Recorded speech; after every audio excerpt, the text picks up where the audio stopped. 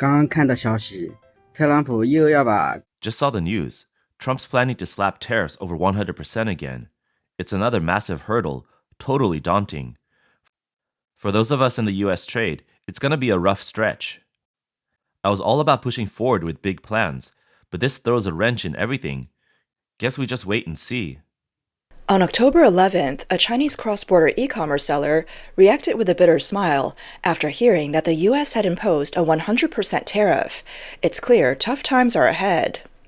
As the U.S.-China trade truce nears its expiration, U.S. President Donald Trump and Chinese General Secretary Xi Jinping were expected to meet at the Asia-Pacific Economic Cooperation Summit in South Korea, also known as APEC. But on October 9th, China surprised everyone by announcing a broad export control on rare earths and other critical materials. After issuing a warning, Trump swiftly retaliated, imposing a 100% tariff on Chinese goods and placing export controls on key software. In an unprecedented move, Trump also accused Beijing of committing a moral disgrace. What do these actions mean for both nations moving forward? 说是史无前例啊，前所未有。 They're calling it unprecedented, and that's no exaggeration. Just wait and see. After this hits, the capital markets are going wild. US stocks, all kinds of markets, crashing hard. Basically, all you big money bosses out there are probably taking a brutal hit this time. It's just so sudden, insanely sudden. On October 11th, a Chinese vlogger on Bilibili explained how the sudden tariff announcement caught him off guard after his livestream ended. He said that many things he had suggested during the livestream, like buying certain graphics cards, now had to be retracted. He added that customs was already inspecting them, and Chinese authorities were not allowing NVIDIA graphics cards to enter the country. 反正现在又加了100%的关税了嘛，对吧？ So now they slapped on another 100% tariff, right? Trump's moving crazy fast this time. Man, I have no clue what's ahead, but it feels like an all-out fight now.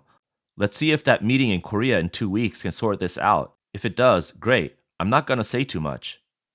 As of the afternoon of October 11th, there was still no official response from the Chinese government to Trump's new tariffs or export restrictions. On October 10th, Chinese Foreign Ministry spokesperson only addressed the issue of U.S. restrictions on Chinese airlines using Russian airspace for U.S.-China routes, and mentioned recent cases where Chinese citizens were questioned, detained, and deported by U.S. authorities. However, he did not address the tariff issue or the rare earth dispute. By the time Trump issued his tariff warning, China's industries were already feeling the strain. They're planning to jack up tariffs on Chinese goods big time. No wonder the markets just tanked. Gold and the indices are plummeting. Here it goes again, stirring up trouble. Hope this isn't April 8th all over again, is it? Guess I'm not sleeping tonight. 天下大乱啊，可以这样说。 It's total chaos out there. You could say that. Just now, Trump announced he's canceling the meeting and threatening to jack up tariffs on China big time. The reason? We slapped export controls on rare earths and a whole slew of products yesterday. The second the news dropped, the whole market tanked hard. Capital markets' entire upside expectations got wrecked. Even the technical charts are busting out. The scariest part? We still don't know how massive this fallout's gonna be. Last time, with the tariff hikes and talks, we at least worked it out somehow. But this time, he's straight up flipping the table. How are we supposed to negotiate now? Listen up, folks. The Trump trade's back in full swing. On October 10th, President Trump announced a 100% tariff on Chinese goods and new export controls on key software, set to go into effect on November 1st. This new round of tariffs would put the import tax on Chinese goods to 130%. The truce agreement made earlier this year between the two nations will expire on November 10th. Before the truce, U.S. tariffs on Chinese goods had reached as high as 145%. Trump took to Truth Social to accuse China of a moral disgrace following its latest export control measures, calling China's trade stance extraordinarily aggressive. He described China's actions as sending the world an extremely hostile letter. On October 9th, China announced an expansion of its export controls on 5 rare earth elements and related materials, citing national security concerns. The new restrictions are expected to take effect on November 8th.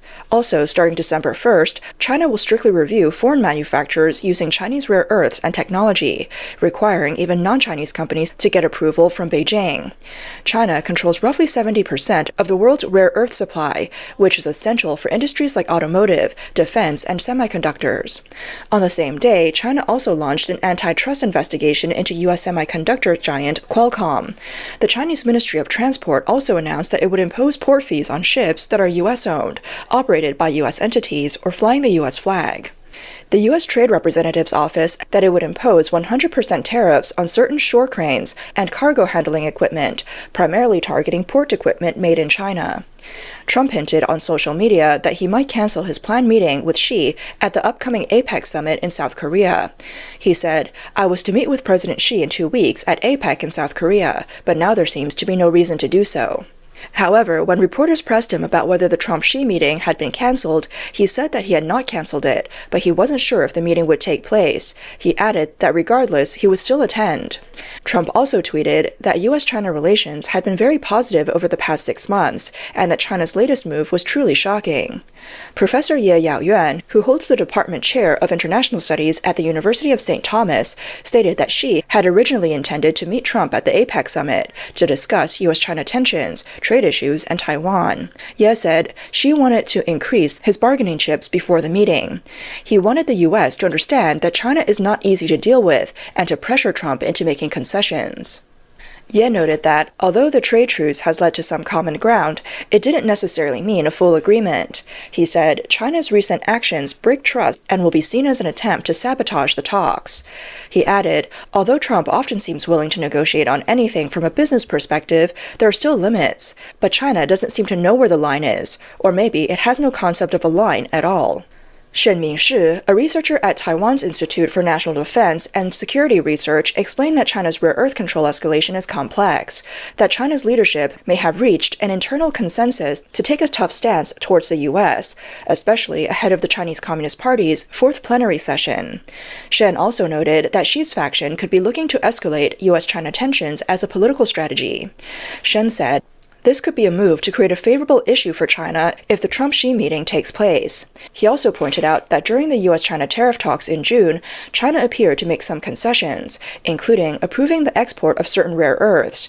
Shen said, "Now China's approach seems to be, I'll open exports when I feel like it, and I'll stop when I don't, using rare earths as the bargaining chip." He added that Trump will likely view this as China going back on its word and pushing the U.S. past its breaking point. Craig Singleton, senior China researcher at the Foundation for Defense of Democracies, posted on X that China's expanded export controls seems like a miscalculation. Beijing sees it as a bargaining chip, while Trump sees it as betrayal. Shen Mingshi believes that, in addition to the announced tariff increase, the U.S. will likely soon impose secondary tariffs on China's oil purchases from Russia. The U.S. will also need to find alternative sources for rare earths. Once the rare earth supply issue is resolved, the U.S. could take further punitive actions against China, such as banning the sale of Boeing aircraft, advanced medical technology, or heavy-duty vehicles. Shen stated that without American-made parts, China wouldn't be able to produce the C919 aircraft and would still have to purchase Boeing planes. He described China's move as a very risky one. Ye Yaoyuan does not believe that China's control over rare earths will have a major impact on the U.S. Ye explained the supply chain won't break in the short term. If China doesn't ease up, the U.S. will ramp up its efforts in other countries to develop rare earth sources and quickly shift away from China's supply chain. This will cause problems for China's rare earth industry, as most of China's production goes into U.S. supply chains. He continued, "If China can't sell to the U.S., production will stagnate. If they mine and refine rare earths but can't sell them, it'll cause the industry to collapse." U.S. economist Davy J. Wong analyzed that the U.S. has several tools for retaliation, including higher tariffs, export controls on key software, cloud computing, and operating systems. Additionally, the U.S. would expand its foreign direct product rules to regulate third-party exports containing U.S. technology. Finally, the U.S. could coordinate with its allies to create a multi-country supply chain for magnetic materials, alloys, and heavy rare earth separation. Wang said, if Beijing extends licensing requirements, for example, by requiring approval for 14-nanometer chips produced in the U.S. to be sold in China, the U.S. could respond with a reciprocal move. 14-nanometer chips and related products exported to China must first be approved by the U.S. This could affect China's entire industry chain, including mobile phones, computers, cars, and military equipment. Wang predicts three potential outcomes for the US-China trade war. The most likely scenario is that Beijing will maintain strong licensing controls, but offer exemptions in some cases, while Washington imposes additional tariffs and includes key software and export controls. This could raise the cost of rare earth magnets and alternative alloys, pushing up costs for EVs and military equipment worldwide. A second scenario might involve a brief window of softening, though tensions would remain high. Wang also highlighted the possibility of accidental escalation, where licensing could extend to mature process chips or complete machines, or the U.S. would impose targeted fees on shipping and port charges. This could lead to inflation, renewed supply chain pressure, and a second round of global manufacturing reshuffling. The U.S. House of Representatives China Committee described China's expansion of rare earth export restrictions as a direct attack on U.S. economic and national security interests, essentially declaring economic war. The committee also stated that they stand with President Trump in defending American interests and ensuring the security of U.S. supply chains. Ye Yaoyuan believes China's actions reflect an inflated sense of superiority.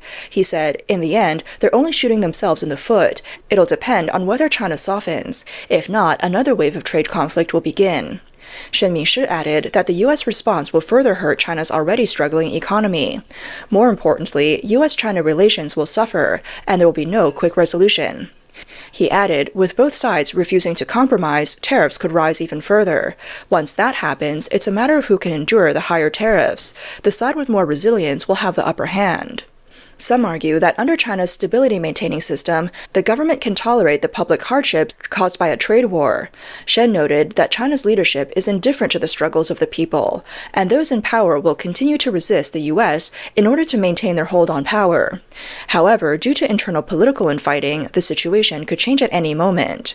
Shen Mingshi stated that the U.S. report on corruption within China's top leadership could also be used to create more issues before the fourth plenary session, potentially helping China's internal anti-Xi factions.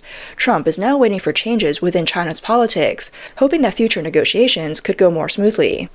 China expert Yue Shan argues that the belief that China's authoritarian regime won't be shaken by economic crisis is wrong. He compares China's current state to the final years of past dynasties and the Soviet Union. When a regime is on the verge of collapse, it'll fall, and the Chinese people will no longer tolerate it. So, if China insists on fighting an economic war with the U.S., it may only hasten the regime's downfall. Under a video on Chinese media reporting on Trump's tariff increase, one commenter asked, "Should we buy gold? Any advice from the experts?" Another commented, "No wonder gold prices have suddenly surged. Ordinary people are always behind on the news." Recently, Chinese state media has been promoting the idea that China's economy remains strong and resilient. However, according to a report by the Epoch Times on October 10th, a government official working in a local Chinese finance department revealed that local governments are facing a fiscal crisis and have become ineffective. The official warned that the economy could be even more difficult next year. He urged people to prepare financially. The official, who went by the pseudonym Yang Qing, explained that his province had been one of the highest fiscal revenues in China. But after 3 years of the COVID-19 pandemic, government funds were depleted, and many issues had surfaced in the past 2 years. Since the end of July, the local government had suspended funding for several essential projects, such as waste management in cities, government vehicle costs, and police equipment purchases. Public sector salaries have been cut under various pretexts. Yang noted that when a government faces a fiscal crisis, it signals that society is beginning to spiral toward disorder. Yang emphasized that China's previous so-called rapid economic growth was unsustainable. It sacrificed the health and living conditions of the people for the Communist Party's massive profits. He also noted that the CCP is well aware that this model can't last, so in recent years its finances have been under strain, and it's been desperately extracting money from the people through various means. He revealed that government investments are now being funded by constant borrowing, issuing more debt. Eventually, the debt will become unsustainable, and the collapse is just a matter of time. Going forward, the CCP may cut wages for some local government employees and village officials, redirecting funds to surveillance to maintain stability, especially by increasing military spending to ensure oppressive control. Yang Qing warned that China's worsening economic situation is a clear trend, and 2026 will certainly be more difficult than 2025. He advised the Chinese people not to keep all their money in banks, as the currency is unreliable. The yuan will eventually become worthless, so people should exchange some for US dollars and keep cash on hand. If a collapse similar to the Soviet Union's happens, this will help mitigate the losses.